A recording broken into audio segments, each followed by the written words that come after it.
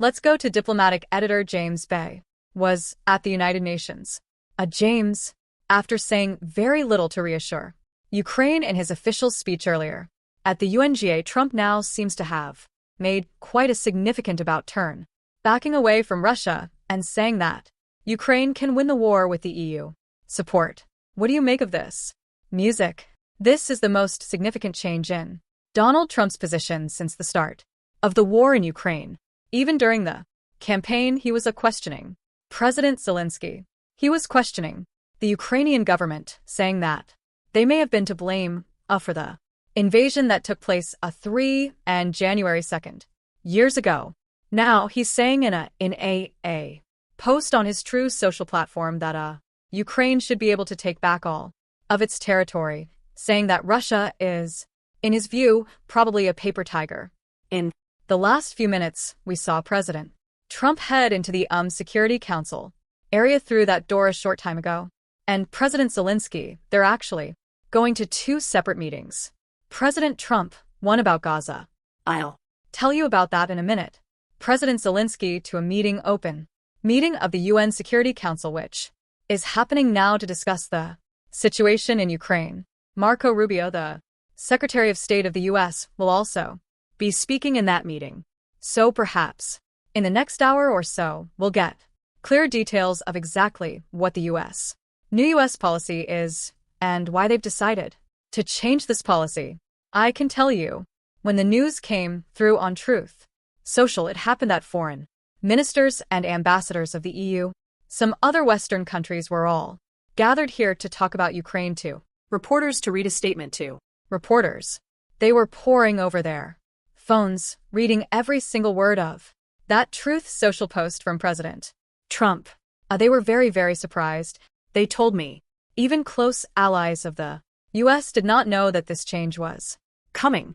And after they spoke with their statements, I spoke to Kaja Kallas, the High Representative of the European Union. The European Union is welcoming this change in U.S. policy. They say that this is entirely what is needed.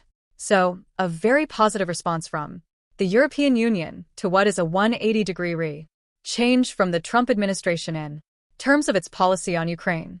And James, looking ahead to the gathering between Arab leaders and President Trump, which is also due to start soon, to discuss Gaza.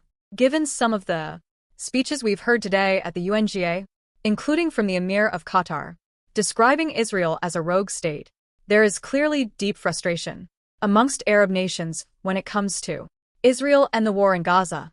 Yeah, absolutely. I mean, it's all happening right now in this very small part of the United Nations outside the UN Security Council. Just the choreography of it. You had all the ambassadors here prepared to talk about Ukraine when the Truth Social tweet came through from President Trump. Then you had the Arab leaders go into that room because the room they're having the meeting in is just off where the Security Council meeting on Ukraine is now taking place. The Arab leaders there, James, apologies. James, apologies. Let's go to Donald Trump, who is speaking at the United Nations in New York. Back right now, they have 20 hostages and 38 dead bodies, and the parents of those young people that were killed and are right now in body bags. They want their son or daughter back just as much as they wanted them, as though they were alive. We have to get them back. We have to get the 38 back, and we have to get the 20 back. And I think we'll be able to do it. This is the group that can do it more than any other group in the world. This is the group that can do it. So, it's an honor, King, to be with you. And we appreciate it. To me, the job you've done is incredible. So, I appreciate it. Thank you. Well, Mr. President, if you don't mind, on behalf of everyone, first of all, thank you very much for hosting such an important meeting, such an important time. I think I will just make it very brief. The only reason you are here is to stop the war and bring the hostages back, and we count on you and your leadership as well to end this war and to help the people of Gaza. The situation is very, very, very bad there. So, we are here to meet and to do everything we can to stop this war and to bring the hostages back. So once again, Mr. President, thank you very much for hosting everybody. Well, and also great speech you made today. Really, I watched it, a really great speech. Thank you very much. And you too, my friend. Great speech. You did a great job pounding on that table. I said, how would you like to deal with him on your life? It's not easy. And you did a great job. Thank you very much. Thank you, everybody. We're going to work very hard on this. This is my most important meeting. I've had important meetings. I don't want to insult anybody that we've met with. We met with had 32 meetings here, but this is the one that's very important to me because we're going to end something that should have probably never started. Thank you very much, everybody. We appreciate it. Thank you. Thank you. Okay. Let's go back to our diplomatic editor, James Baugh, who's at the United Nations. So, James, this is I believe, the meeting that we were referring to a little earlier between Arab leaders and Donald Trump to discuss the war in Gaza. We heard of that opening there from the Qatari Prime Minister.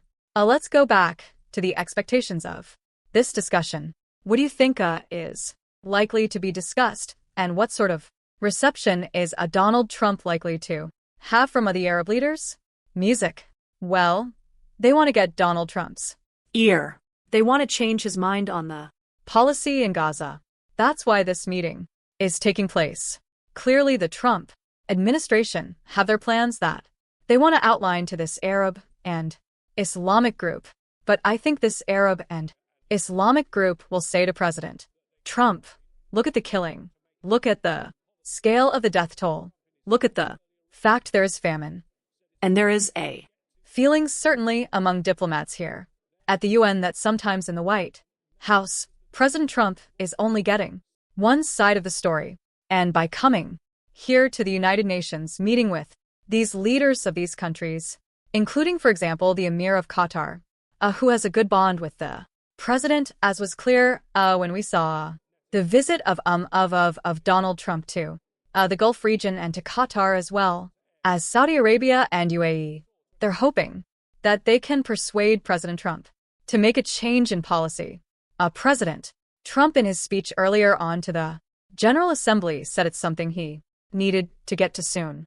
That ceasefire in Gaza, they're hoping he can change his policy. And maybe this is the day, because we've already seen such a big change of policy on Ukraine. Clearly, President Trump is listening to different and new ideas today. They're hoping that perhaps they can change his mind on Gaza and put more pressure on Prime Minister Netanyahu, because the view generally is that the world wants this war to end.